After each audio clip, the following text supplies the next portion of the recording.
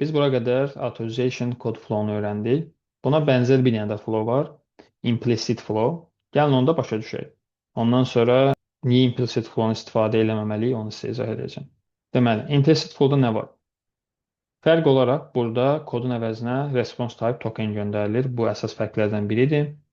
Digər fərqi odur ki, burada redirect URL-də birbaşa kodun əvəzinə access tokeni göndərilir. Daha sonra biz həmin access tokeni istifadə edib gedib resource serverdən istədiyimiz məlumatı çəkirik. Burada əsas iki fərq olur. Bir response type token olur və buradakı həmin o kodu access tokeni dəyişmə istəyi olmur. Hansı ki, back channel-da baş verir. Beləliklə, bu approach secure sayılmır. Çünki fikir versək, bütün hamısı front channel-da baş verir.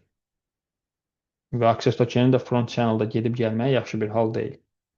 Ona görə bu approach modern application'da istifadə olunmur, amma fundamental approachlardan biridir deyə bilməyinizdə fayda var. Deməli, authorization server request gedir, response type olaraq token gedir, qalanı eyni şeydir. Daha sonra nə baş verir? Sənə o pop-up açır ekranda. Sənə pop-up'dan yes etsən əgər, birbaşa access tokeni geriyə qaytarır.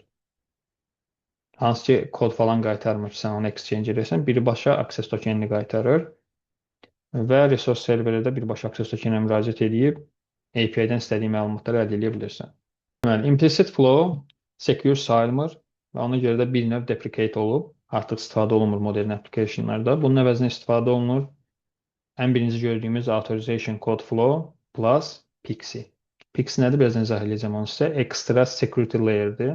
Sən PXE olmasa, sənin kodunu deyək ki, attacker necəsə ələ keçirdi, hacker ələ keçirdi və həmin kod vasitəsilə onu exchange edib access token əldə edə bilər. PXE bax bunun qarşısına var.